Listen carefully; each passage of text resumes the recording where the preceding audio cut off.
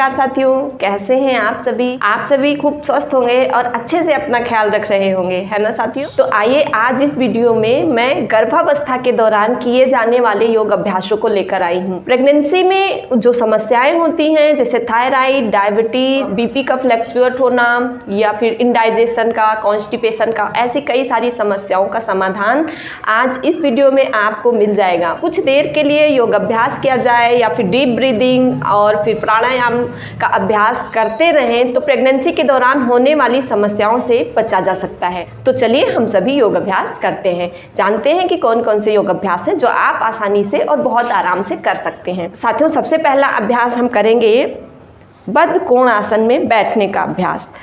आप जब से कंसीव कर लें और अगर आप पहले से ये सभी अभ्यास करते रहें तो आप प्रेगनेंसी के दौरान होने वाली बहुत सारी समस्याओं से बच जाएंगी। मेरा मानना है कि आप पहले से ही योग अभ्यास अपने जीवन में शामिल कर लें। चलिए, तो बद्ध कोण आसन में बैठने के लिए आप अपने पैर के दोनों तलवों को इस तरह एक दूसरे जोड़ के बैठ जाएंगे। अपने हाथों को इस तरह लॉक करते हुए अपने पैर के पंजों को पकड़ लेंगे और पीठ को बिल्कुल सीधा रखते हुए गहरी लंबी सांस लेंगे। और आप यहाँ पे 2 मिनट से लेकर 5 मिनट तक प्रतिदिन जरूर बैठें। ये बहुत ही अच्छा आसन है। इससे आपके पेल्विक एरिया और फिर आपके पेल्विक बोन, आपकी स्पाइन को बहुत ही मजबूती मिलेगी और ये सभी स्ट्रांग बनेंगे, जिससे आपको प्रेगनेंसी में बहुत ही आराम रहेगा। इसे बटरफ्लाई आसन भी कहते हैं। अब बटरफ्लाई आसन में इस तरह पैरों को धीरे धीरे चलाएं। बहुत ही आराम से आपको सभी आसन करने हैं। और साथियों, आसन करते समय आपको बस इस बात का ध्यान रखना चाहिए कि आपका शरीर कितना फ्लेक्सिबल है। आपका शरीर जितनी इजाज़त दे आप उस आसन को या उस एक्टिविटी को उतना ही करें, बहुत ज़्यादा ना करें। और फिर धीरे से इस तरह सांस भरते हुए ऊपर, सांस छोड़ते हुए नीचे। कोशिश करें जितना आप इसे नीचे ले जा सकें उतना ले जाएं। ज़बरदस्ती बिल्कुल नहीं करना है, बस जितना आराम से हो सके उतना ही करें। सांस लेते हुए ऊपर, सांस छोड़ते हुए नीचे। इस तरह गहरी लंबी सांस लेते रहें और पीठ को बिल्कुल सीधा करके बैठी रहें। इस तरह के छोटे छोटे अभ्यासों से आप प्रतिदिन शुरुआत करें। अगले आसन के लिए हम इस तरह पैर सीधा करके बैठ जाएंगे। फिर एक पैर को इस तरह मोड़ लेंगे, दूसरे पैर को भी मोड़ के वज्रासन में इस तरह बैठ जाएंगे। और हील को ध्यान रखें, हील बिल्कुल आपके एनस के पास रहे। इस तरह रोज़ आप भोजन के बाद 10 से 15 मिनट के लिए वज्रासन में ज़रूर बैठें। अब अगले आसन के लिए आप इस तरह अपने घुटनों पे खड़े हो जाएं।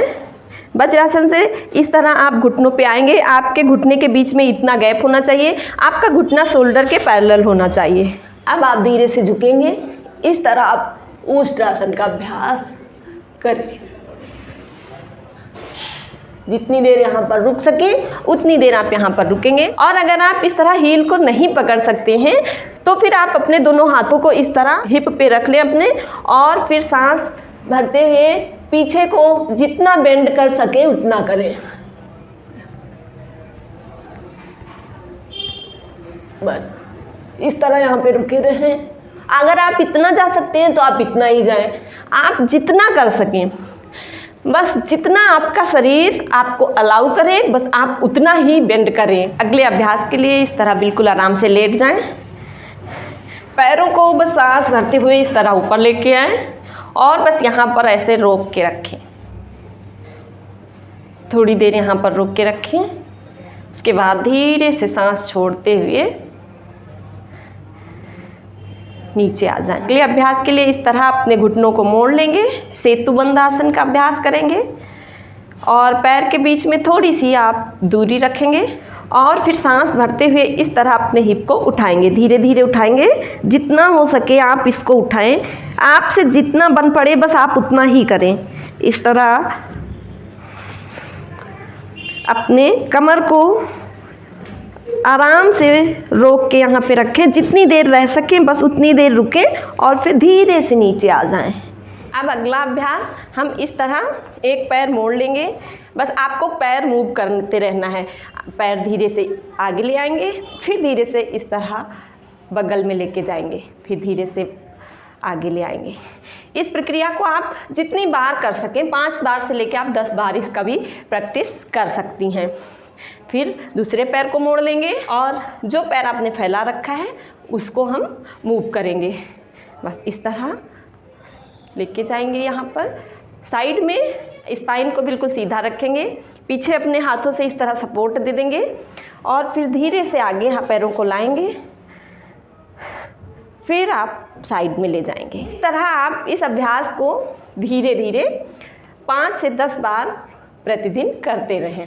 अगले आसन के लिए एक पैर इस तरह आगे मोड़ के रखेंगे और दूसरे पैर को आप इस तरह पीछे फैला देंगे और अपने शरीर को सीधा रखने की बिल्कुल कोशिश करेंगे। पीठ को सीधी रखेंगे और यहाँ पर जितनी देर आप रुक सकें उतनी देर रुकेंगे। वापस से अब दूसरे पैर को इस तरह हम आगे की तरफ ले आए और एक पैर को फिर से हमने पीछे की तरफ फैला दिया। इस तरह बिल्कुल आप सीधा रखेंगे, पीठ को कोशिश करेंगे सीधा रखने की और यहाँ पर भी आप उतना ही रुके जितनी देर आप यहाँ पे रुक सकें।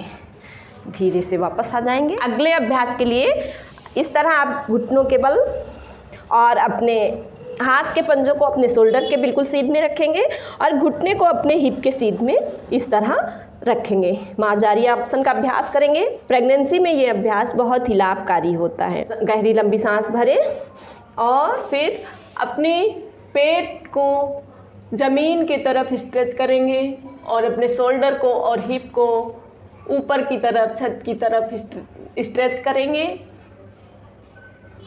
और इस तरह सामने देखने की कोशिश करेंगे। फिर सांस छोड़ते हुए अपनी पीठ को ऊपर की तरफ, छत की तरफ स्ट्रेच करेंगे जितना कर सकें और नाभि को देखने की पूरी कोशिश करेंगे।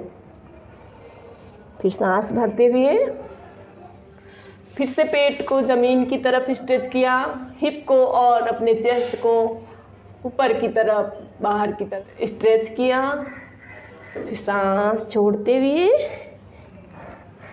फिर से नाभि को देखने के लिए कोशिश करेंगे। धीरे से वापस आ जाएंगे।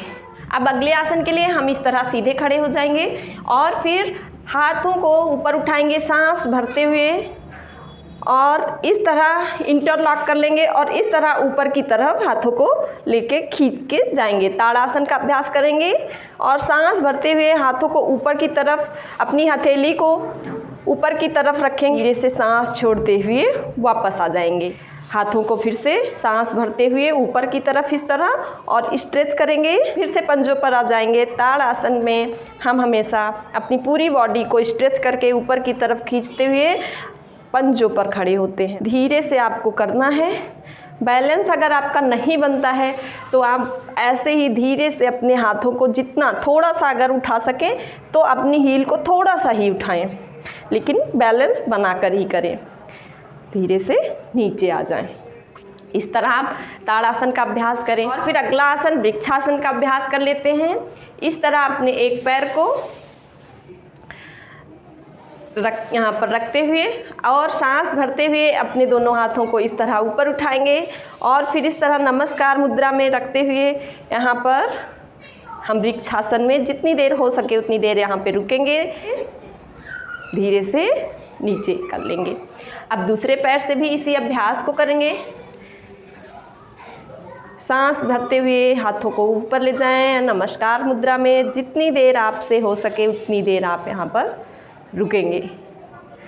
लेकिन प्रेगनेंसी में ध्यान रहे साथियों, अगर आपने ये अभ्यास पहले से नहीं किया है तो फिर बैलेंस बनाना थोड़ा सा मुश्किल होगा और अगर आप पहले से ही अभ्यास करते रहे हैं तो ये आसन आपके लिए बहुत ही फ़ायदेमंद होगा। इस तरह खड़े होकर ये सारे आसन आप अपने 9वें महीने तक बहुत ही आसानी से कर सकती हैं। अगले आसन हम त्रिकोण आसन करेंगे। इस तरह पैरों के बीच में गैप दे देंगे 2 से 2.5 फुट का।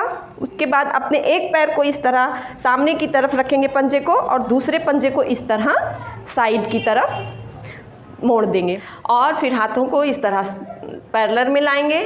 उसके बाद इस तरह साइड की तरफ बेंड करेंगे और आप जहाँ तक झुक पाएँ आप झुकें और फिर इस हाथ को इस तरह आप सीधा कर दें।